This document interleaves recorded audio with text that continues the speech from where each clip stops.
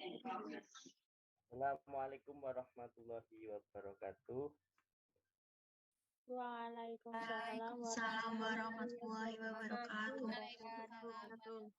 Selamat pagi anak-anak kelas 5. Bagaimana kabarnya? Pagi, Pak. Baik, Pak. Baik, Pak. Sehat ya? Ya, kalau sehat berarti artinya anak-anak tidak sakit ya. Nah, baiklah, pada hari Senin yang berbahagia ini alhamdulillah kita berjumpa lagi dalam pertemuan kedua ya di semester ini. Sebelum mengawali pelajaran pada pagi hari ini, mari kita bersama-sama berdoa semoga diberi kelancaran dalam pelaksanaan belajar kali ini. Silakan ketua kelasnya Saudari Longit untuk memimpin teman-temannya berdoa. Ya, Pak. Sebelum memulai pelajaran, mari kita berdoa. Berdoa mulai. Bismillahirrahmanirrahim. Raditu billahi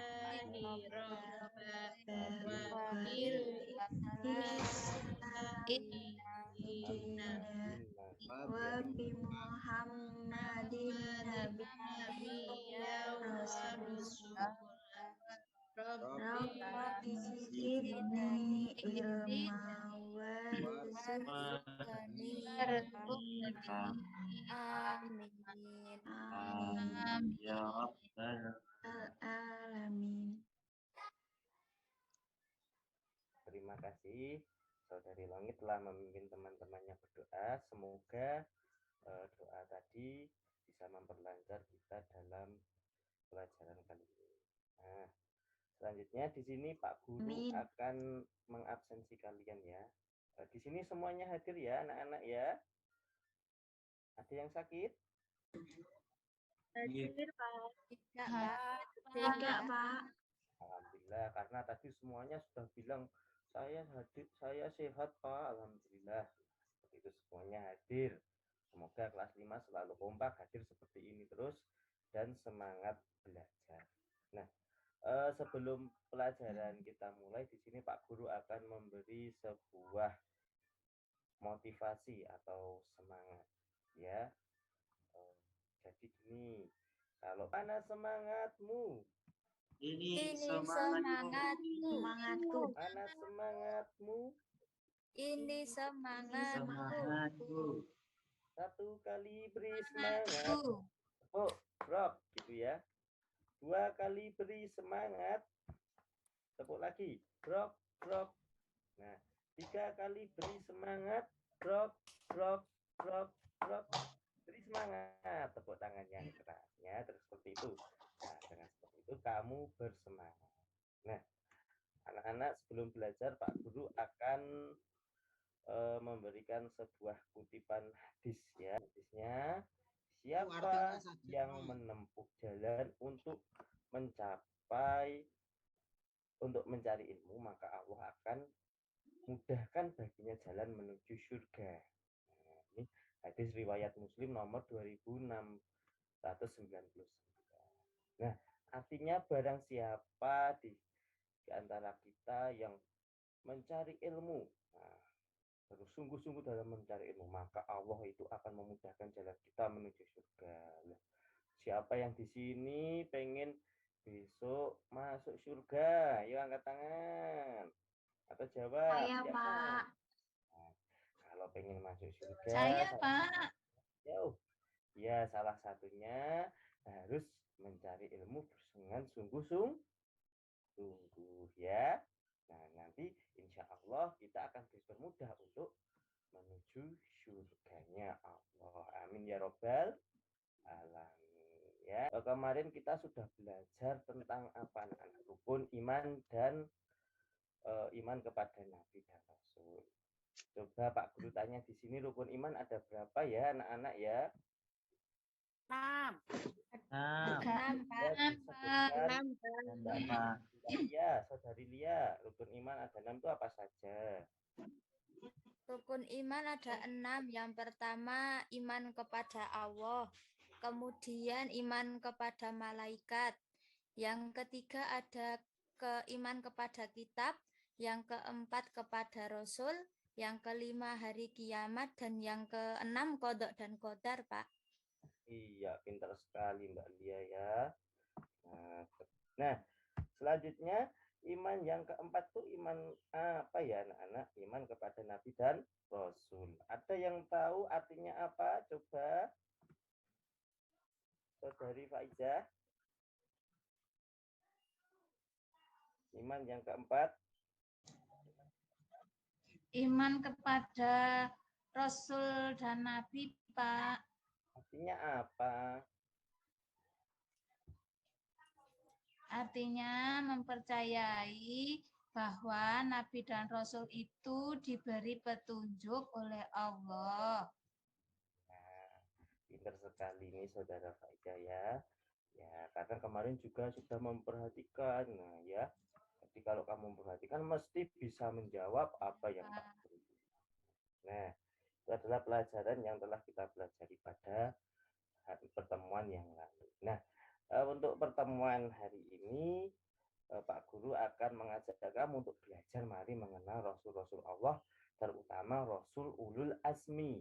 Nah, apa itu Rasul Ulul Azmi ya? Ada yang tahu tidak kira-kira lah. Kita pahami dulu tujuan pembelajaran kita pada hari ini. Nah, satu, tujuan pembelajarannya adalah dengan bimbingan guru, siswa, sebentar ya maaf ini papan tulisnya Pak Guru ini sedang kotor ini. Nah, Pak Guru ulangi. Nah, satu, tujuan pembelajarannya dengan bimbingan guru siswa meyakini keberadaan Rasulullah, Rasul Ulul dan Ulul Azmi ya. Yang kedua, dengan penjelasan guru, siswa memahami dan menghafal nama-nama Rasulullah dan Rasul Ulul Azmi. Dengan bimbingan guru, peserta didik atau siswa menunjukkan sikap sabar dan jujur sebagai implementasi dari pemahaman mengenal nama-nama Rasulullah dan Rasulul Azmi. Nah, itu adalah tujuan pembelajaran yang akan kita capai pada hari ini anak-anak ya. Sudah siap anak-anak untuk belajar? Siap, Pak. Siap. Sudah berdoa berarti artinya sudah siap, sudah bersemangat ya. Nah, anak-anak dalam surat Al-An'am ini Allah telah menuliskan. Nah, sudah bisa kamu baca ya, anak-anak kelas 5 itu sudah pandai membaca Al-Qur'an ya.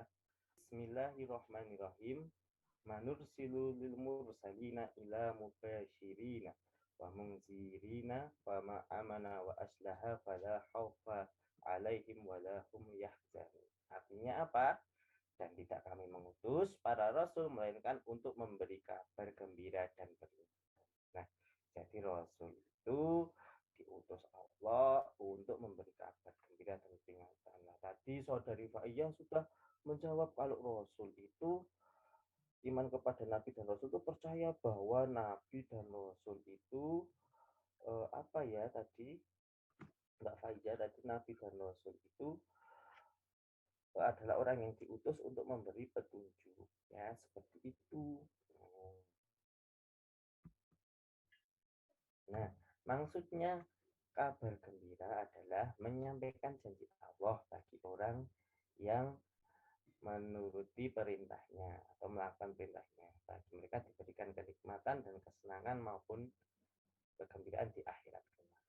Nah, jadi barang siapa ini anak-anak yang berbuat kebaikan maka akan diberi balasan berupa kesenangan dan kenikmatan di akhirat tadi, yaitu di surga. Lah tadi anak-anak sudah membaca barang siapa yang akan ke surga maka salah satunya harus berilmu, menuntut ilmu. Nah, salah satunya seperti itu. Yang kedua, Rasul itu membawa peringatan.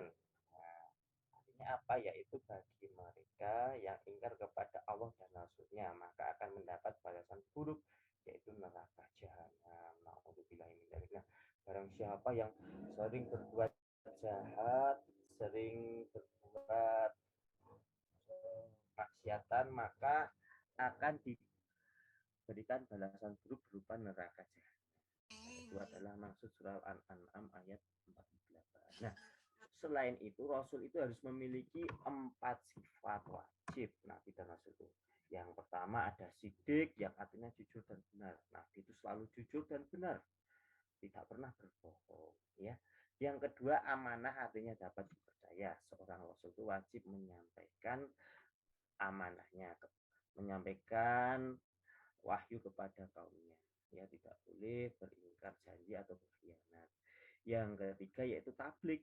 Tablik artinya menyampaikan. Nah, Rasul itu harus menyampaikan pesan kepada umatnya walaupun sesulit apapun.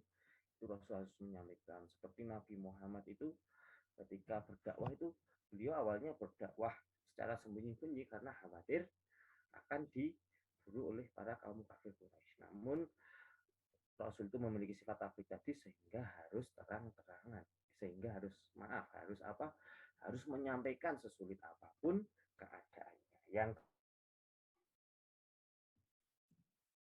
cerdas dan pandai, akalnya, cara berpikirnya itu sangat lain dengan kita. Nah, itu adalah 4 sifat Rasul.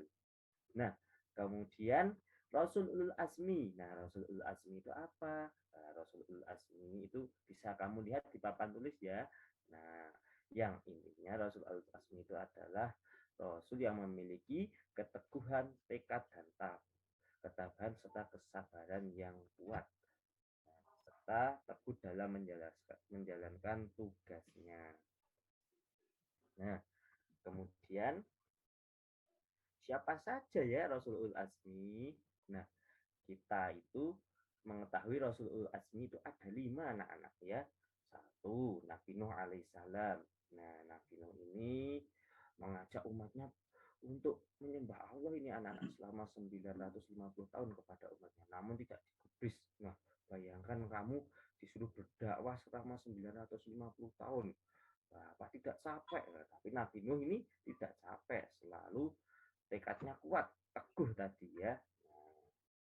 Sehingga pada suatu saat ketika Allah menurunkan bencana karena atas keingkaran kaum Nabi Nuh, nah Allah itu menyuruh Nabi Nuh membuat kapal yang besar sekali, dan Nabi Nuh beserta hewan-hewan yang dipilihnya diajak untuk menaiki kapal tersebut atau bahtera, sehingga selamatlah Nabi Nuh. Nah, sedangkan umatnya itu tenggelam dan musnah.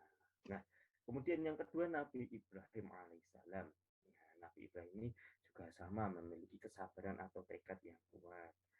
Nah, suatu saat Nabi Ibrahim itu mengajak Raja Namrud dan kaumnya untuk beriman dan menyembah Allah. Namun Raja Namrud itu menolaknya dan menyembah berhala. Nah, suatu saat Nabi Ibrahim itu dibakar oleh Raja Namrud. Apa yang terjadi?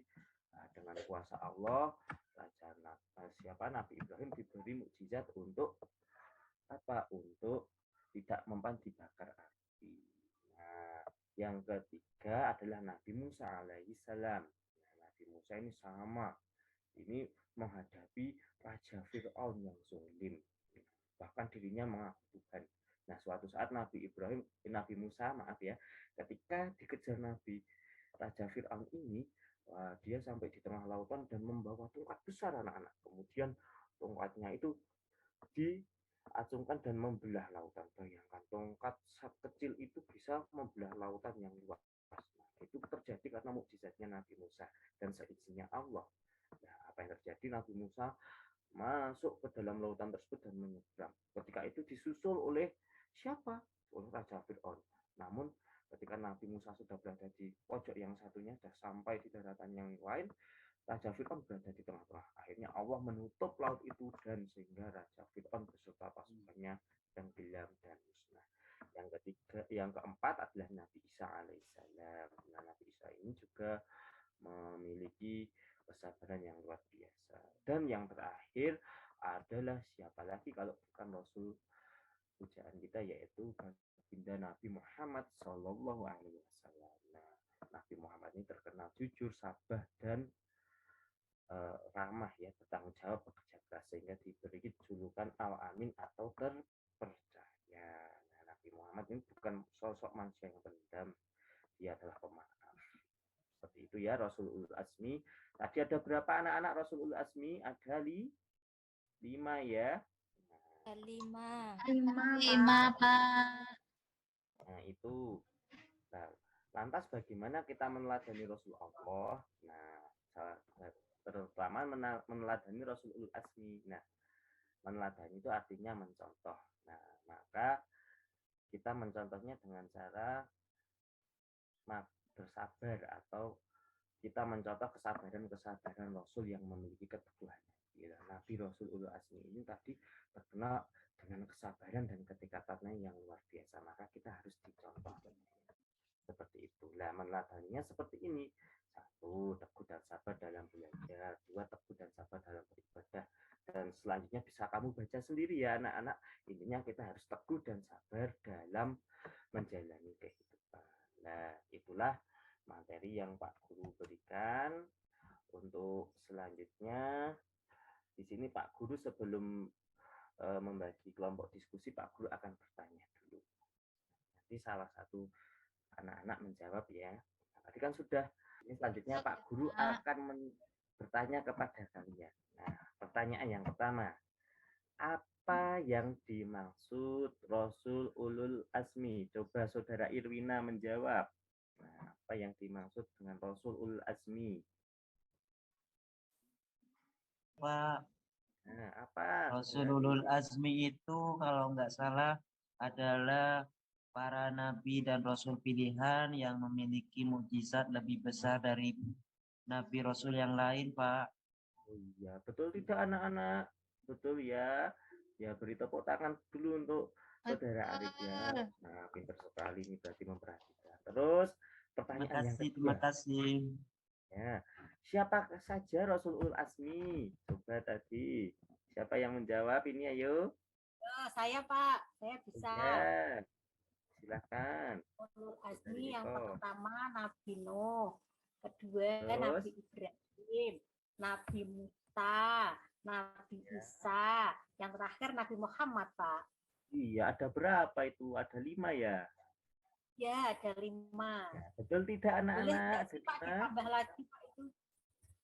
Iya, ada 5 ya anak-anak. Betul ya? Oke, tepuk tangan untuk Saudari Eko ini. Pintar sekali ya.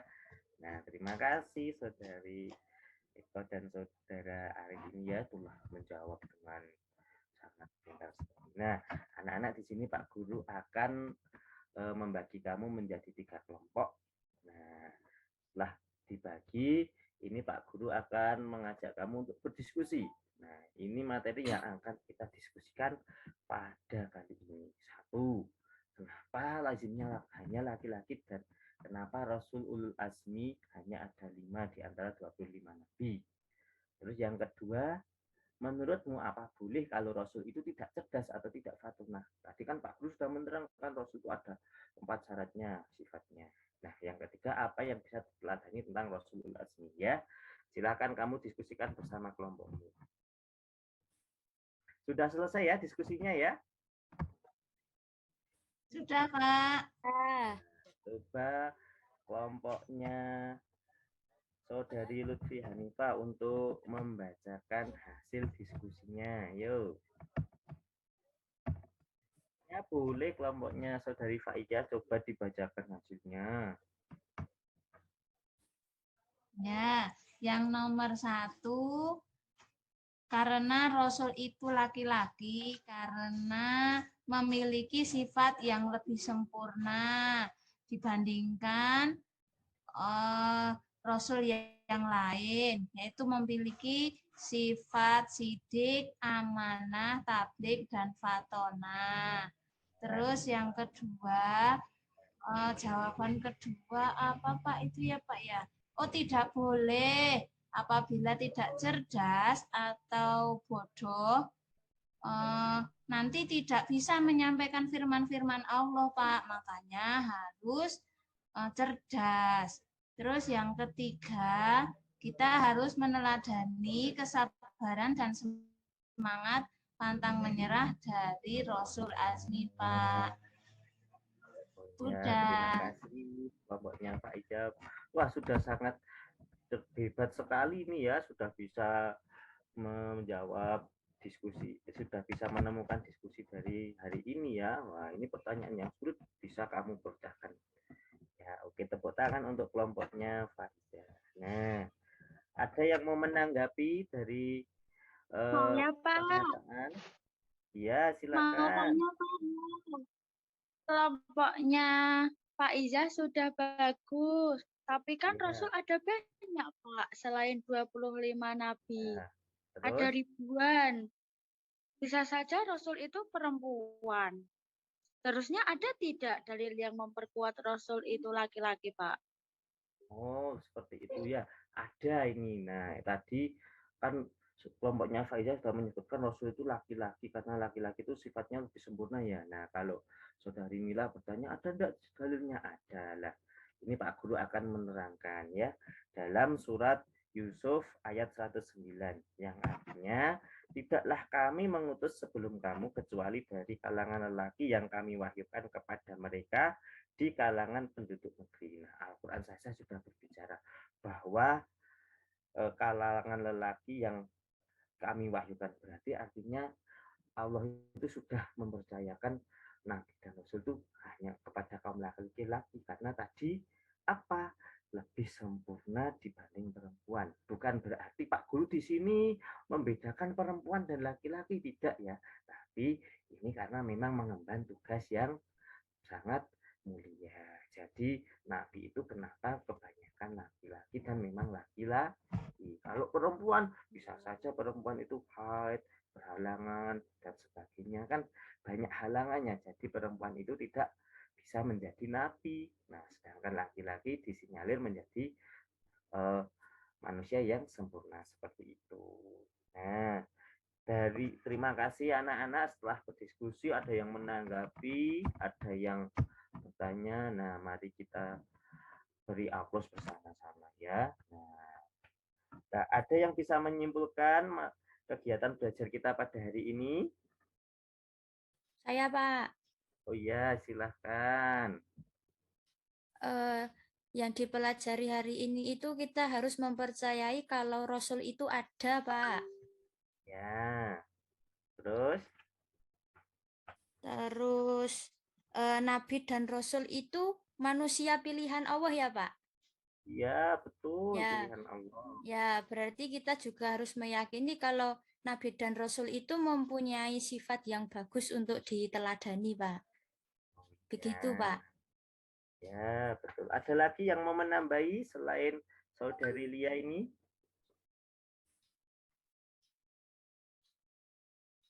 Nah, Pak Guru tambahi satu lagi ya. Kita di sini tadi telah mempelajari Rasulul Azmi. Berarti kita harus meniru atas sifat-sifat Nabi Rasulul Azmi itu yang memiliki kesabaran yang luar biasa, yaitu ketabahan dan tekad atau semangat. Nah, ya yang harus kita tiru. Nah, mungkin cukup sekian penyampaian materi dari Pak Guru. Untuk tugasnya bisa kamu lihat di sini ya. Nanti bisa kamu kerjakan di rumah untuk kerja kelompok ya. Dan besok kita pada hari ini kita baca hamdalah bersama-sama.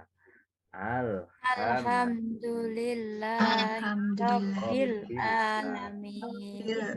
Terima kasih. Pak Guru akhiri. Wassalamualaikum warahmatullahi wabarakatuh. Waalaikumsalam warahmatullahi wabarakatuh.